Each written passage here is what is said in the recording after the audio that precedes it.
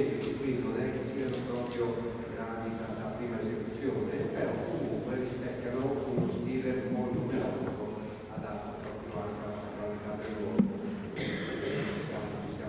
Il secondo brano è un corale sempre di Fuscello, scritto e tratto da una raccolta di 3 episodi scritti per delineare 3 differenti stili musicali. Noi prendiamo la parte più melodica, quella che enfatizza di più la qualità dei piani.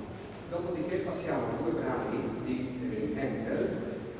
Il primo è Il lago, che tutti conoscono, e è un'aria che fa parte dell'opera Serse, scritta nel 1737, e poi dall'opera Rinaldo, sempre di Handel, l'aria Lascia Ch'io pianga, che praticamente è la preghiera che questa sposa imprigionata durante le crociate fa al suo carceriere: lasciami piangere, lascia che io possa lamentarmi del fatto che sono imprigionata e non posso andare a nessuno.